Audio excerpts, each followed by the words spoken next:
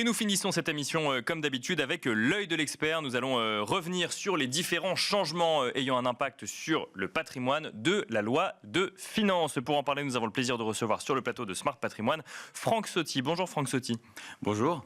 Vous êtes manager ingénieur patrimonial chez Astoria. Alors il y a différents impacts, différents changements dans cette loi de finances finalement passée sur le patrimoine, à commencer tout simplement par l'augmentation des seuils de l'impôt sur le revenu, Franck Sauty. Tout à fait. Alors il était prévu sur le gouvernement précédent qui était éphémère 2%.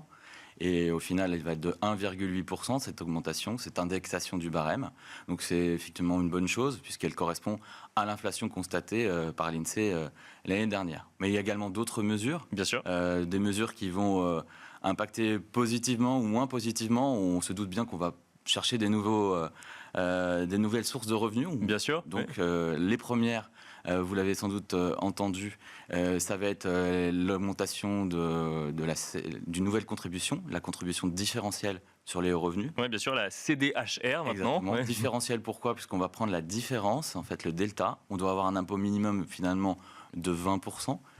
Dans ces 20%, ne sont pas comptabilisés les prélèvements sociaux. Et donc, on va avoir un minimum de 20% pour ceux qui payent déjà. Donc, ça s'ajoute à la contribution exceptionnelle des hauts revenus.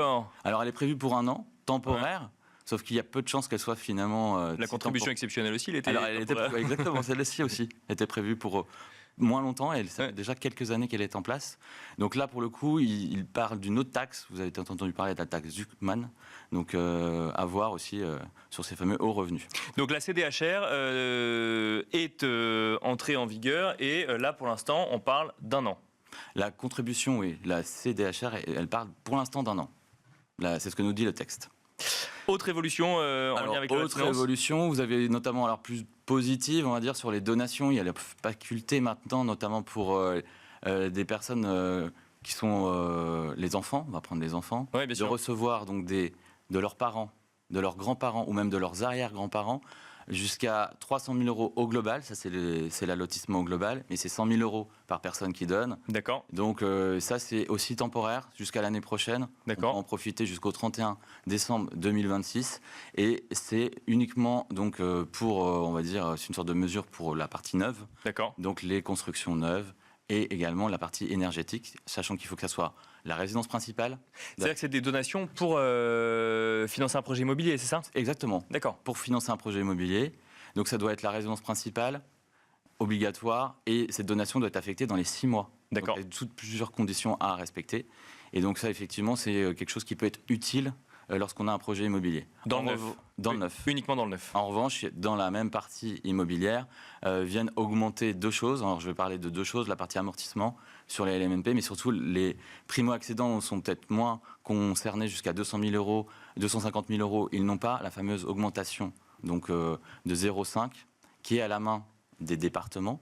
De là, on parle des droits de mutation. Les droits de mutation. Donc ce qu'on appelle aussi plus communément les frais de notaire. Ce qu'on appelle plus communément les frais de notaire, même si ça ne va pas dans l'escarcelle du notaire, c'est pas les émoluments, effectivement, c'est une taxe qui là aussi est temporaire. Elle doit durer 3 ans maximum, et les départements peuvent ou non la mettre en place. Alors ce qu'on sait, c'est que beaucoup l'ont déjà. La majorité l'a fait. Voilà.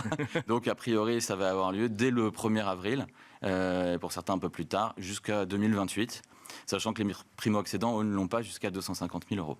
Et alors, en matière de LMNP, là, le sujet, c'est la réintégration des amortissements dans le calcul de la plus-value. Et effectivement, ça, c'était... Alors, on l'entendait déjà plusieurs fois. Là, maintenant, ça y est, c'est acté, c'est voté. Alors, on peut aussi se dire que c'est pas forcément si grave. Quand on regarde la durée, on a conservé déjà la faculté d'amortir. Ouais. Et si j'ai amorti et que j'avais une fiscalité, une tranche marginale d'imposition à 41, voire 45%, et que je suis retaxé, je parle de la fiscalité pure, à 19%, j'ai quand même fait, quoi qu'il arrive, une belle opération.